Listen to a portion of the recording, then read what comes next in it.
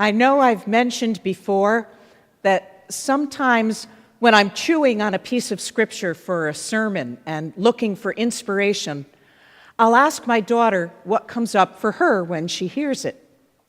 And I'll just give her a thumbnail version of the gospel, which she almost always recognizes, having been brought up going to church every Sunday. So this past week, Kelsey and I were both really busy, but we still always text a lot back and forth.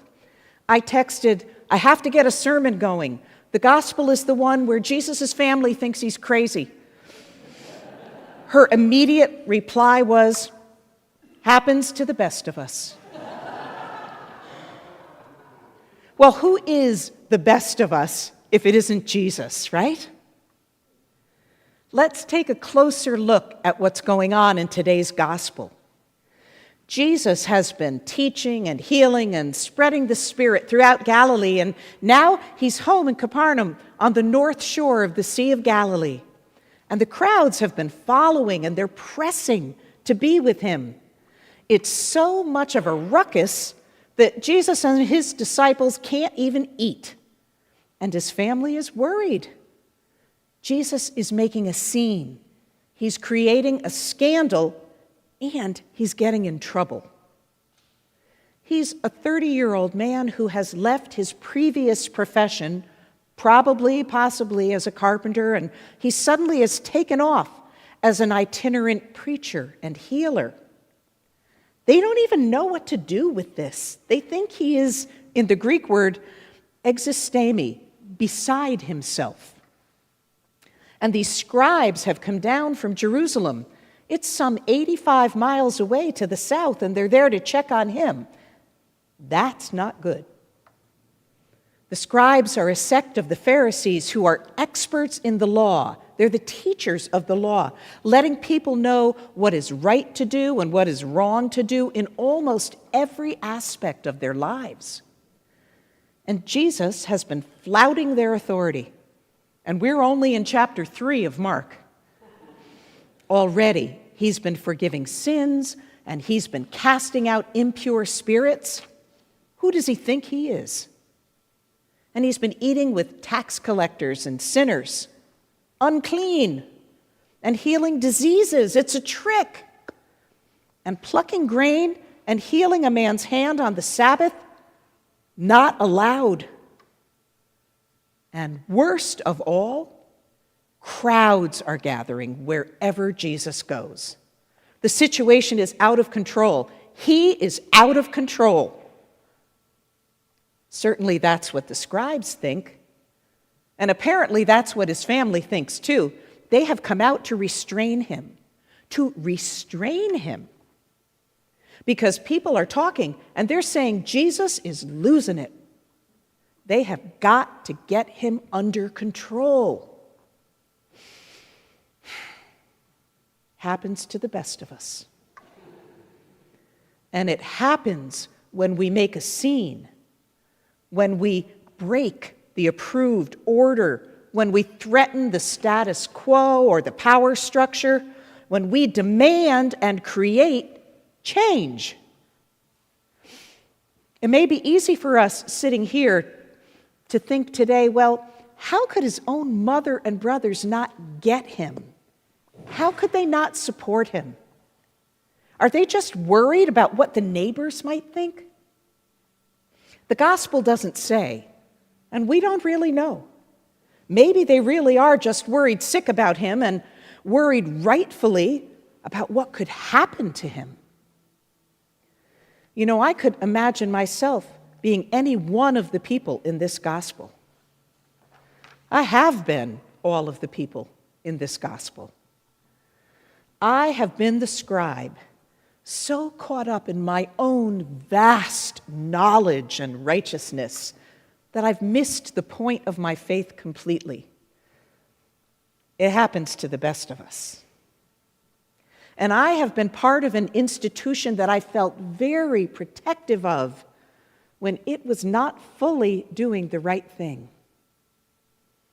It happens to the best of us. And I have been the mother outside the door looking at my beloved son who is never doing what society approves of and worrying that he's going to get hurt. That happens in the mother heart of us too, right?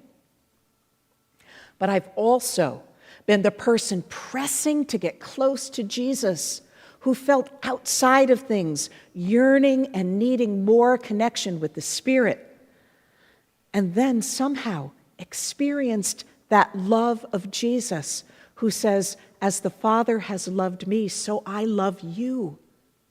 You're my family." I hope we all have. And even more, I hope we have all felt it, that love that says all are welcome from a fellow Christian.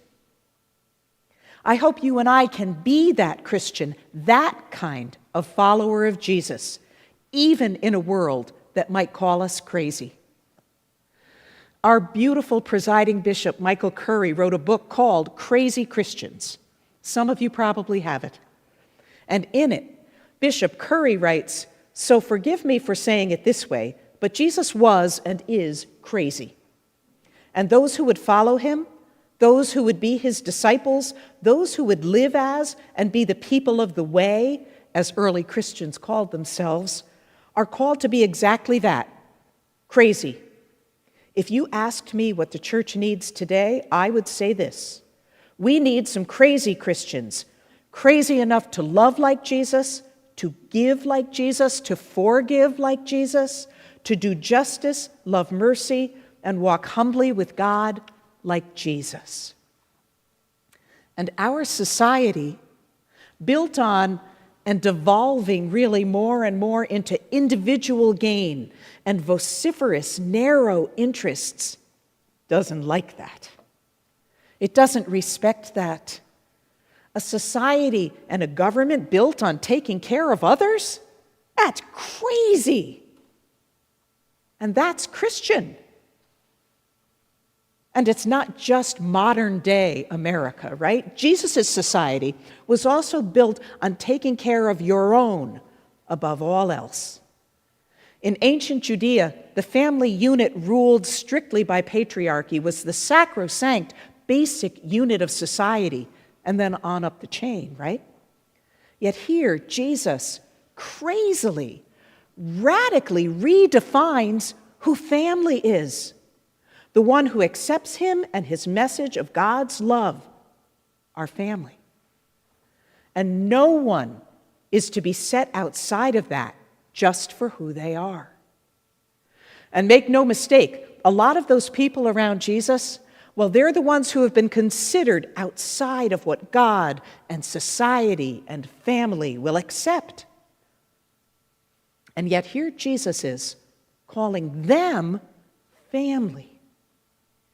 When Jesus doesn't come outside to his mother and brothers and sisters in this gospel, we may hear it as a rudeness or repudiation of them personally. But I don't think that's what's going on. Jesus is actually crazy enough to be doing something that's not really about them. It's not about them personally. It's about the whole system. The whole Meshuggah system of hard borders between who's in and who's out, who's family and who's not, who matters and who doesn't. We read the Gospels every Sunday here. Every single time, we're seeing Jesus overturn what is accepted and acceptable because of love. We're seeing him include and challenge those who would exclude. He's disturbing the system. In today's gospel, there's a rupture in the tight definition of family. And it's a needed rupture, not in bonds of familial affection, but in definition and identification and acceptance of society's most basic unit of love. And there's a rupture in the establishment's understanding of God's kingdom, so much so that Jesus names it right out loud to their faces as ludicrous. He calls the scribes out. Your argument doesn't even make sense. That's what he tells them. If he were with Beelzebub, with Satan, why would he cast out Satan and his minions? A house divided against itself cannot stand. Well, the scribes can't refute that. And they've already acknowledged Jesus' power to cast out demons by calling him out this way, so now they're stuck. They can't refute that power either. But they can be threatened by it and go back to Jerusalem and plot what to do next about it. But the people surrounding Jesus, the ones he just looked at, Mark says, looking at those who sat around him. Imagine being there and Jesus looking right at you. They have heard Jesus call them family. Imagine how that felt to people who may have been excluded from family because of illness or perceived impurity or less worthiness in the eyes of strict laws and hierarchies. And also imagine how heartening this felt perhaps to people in the early Christian community, scant decades later, who may have been ostracized in their own communities or even from their own families of origin for becoming followers of this way, this follower of Jesus. And I can only imagine how then, as it sadly still is now, that it was crazy to be saying that God loves everyone the same. To say, stop dividing our house against itself. Our house, humanity, all God's beloved children. So, is it crazy now for us to say in our world, stop demonizing people who disagree with you. Stop calling for vengeance instead of community. Stop imposing a will of domination instead of God's will that we all shall be one. Why would it be crazy that we would, as Christians, strive to create a society that will do this for one of these, the least of my people, God's will, instead of wanting to violently circumscribe who my people are and who is worthy in our own myopic or tribal kind of eyes? Who gets to have shelter and health care and food and safety and bodily autonomy? The Methodist preacher and scholar C. Clifton Black wrote, "Let's give Jesus' mother and brothers and Jerusalem's scribes the benefit of the doubt. They all may have wanted, more than anything else, to do God's will. So may we in the pew and in the pulpit. The trap ever before us is to want to be the ones to define the kingdom's boundaries and expect God to abide by our beliefs. We'd like to contain and control God, but we can't. The Spirit is wild. Yeah, Jesus' family thinks he's out of his mind. Many early Christians surely had family members who thought they were out of their minds. And I know present-day Christians. I have friends who have family members who think they're out of their minds for trying to live a life of faith, a life of inclusivity, a life of authentic love as followers of Jesus. I think to myself, could there be a more appropriate gospel reading than this one to come up during Pride Month? My dear sweet father, gone a long time now, had never missed church or confession, though he was as good a man as anyone on this earth, his whole life long. Dad and I waited outside our church on a rainy Sunday some 30 years ago to talk to the priest about our distress at his homophobic sermon. He looked at us like we were crazy, and he said, "I'm just being a good soldier."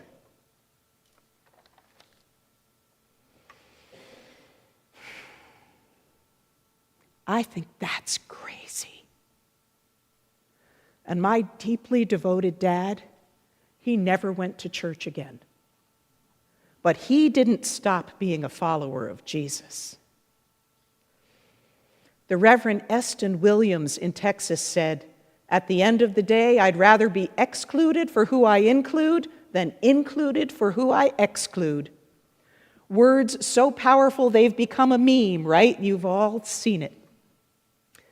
Actually, those are words that very succinctly summarize today's gospel. Perhaps summarize the whole gospel. If you're following Jesus, you are called to change the world through love that breaks down barriers. And that scares people who are huddled inside of fortresses. So don't be surprised if some people, even those closest to you, think that you're crazy. Wear it loud and proud. As my daughter said, it happens to the best of us. It happened to Jesus. And we are his, aren't we?